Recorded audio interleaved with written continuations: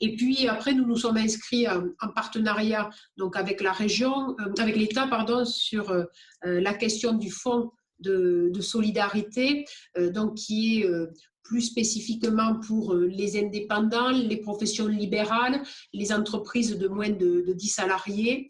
Nous avons souhaité que l'aide de ce fonds exceptionnel de solidarité en Occitanie commence à partir de 40% de perte du chiffre d'affaires et non pas de 50% comme au niveau national. Donc c'est la région qui finance le différentiel. Et donc c'est 1 000 ou 1 500 euros pour les indépendants ou les entreprises avec plusieurs salariés. Et après, il y a le dispositif de 1 500 euros à partir de 50% donc de perte de chiffre d'affaires et pour aussi les entreprises de moins de 10 salariés qui font l'objet de fermetures administratives. Nous avons aussi le complément de 2 000 euros qui a été donc ce qu'on appelle le volet 2, qui est financé et en partie par l'État et en partie par la région. Et j'avais demandé jeudi dernier un assouplissement des règles d'application pour ces 2 000 euros. Donc on a eu la réponse ce matin donc de la part donc, de Bercy et de la Banque de France.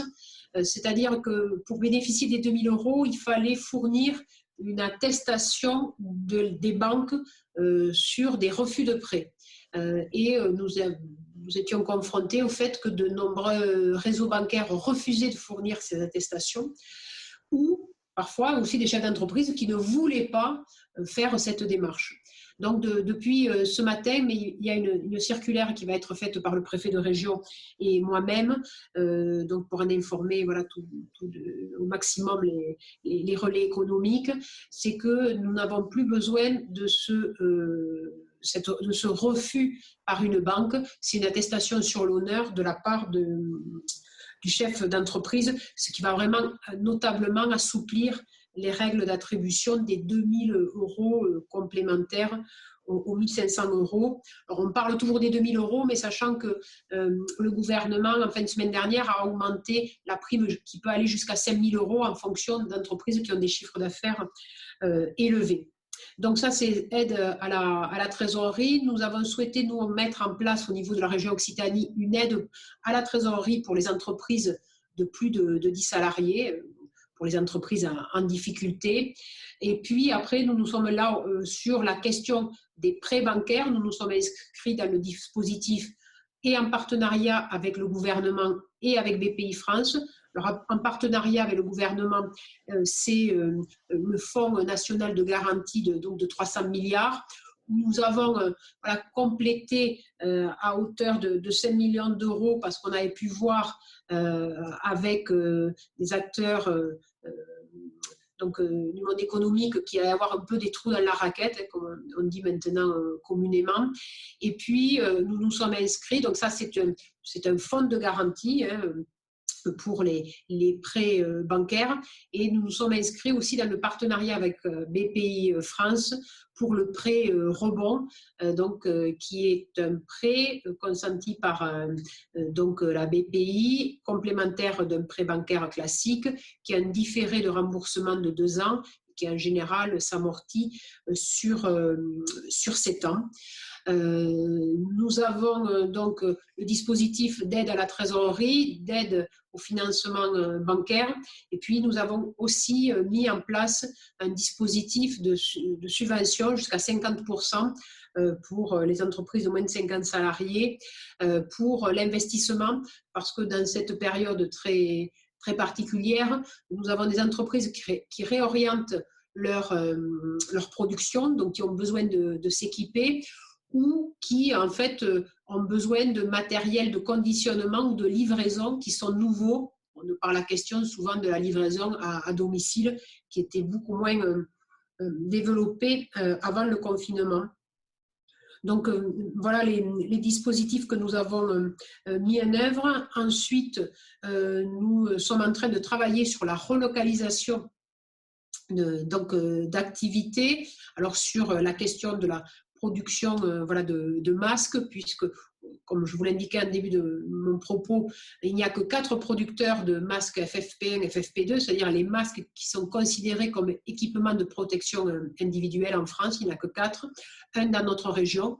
Donc, on est en train de travailler avec les établissements Paul Boyer pour créer une nouvelle usine et pour être, aujourd'hui, nous sommes à peu près à une production de 300 000 masques par jour. Et donc là, nous monterions, donc c'est 6 millions par mois, et là, nous monterions entre 20 et 22 millions donc plus de x3 de production de masques FFP2 et chirurgicaux. Et puis, nous aidons aussi bien sûr, la réalisation de projets pour des masques textiles, mais masques textiles qui ont pour autant l'homologation par donc, la DGA pour, bien sûr, des questions de protection sanitaire. Sur la relocalisation, sur l'économie vivrière, nous avons mis en place une plateforme qui s'appelle Solidarité Occitanie Alimentation, où nous avons plus de 3500 producteurs qui sont référencés, qui font de la livraison à domicile.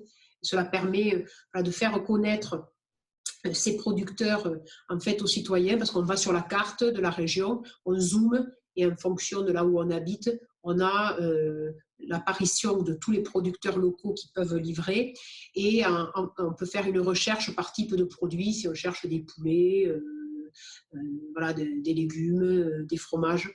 Et donc là, on peut trouver ce dispositif, sachant qu'il y a une application, alors qu'il ne se voit pas, qui est une application professionnelle pour du B2B.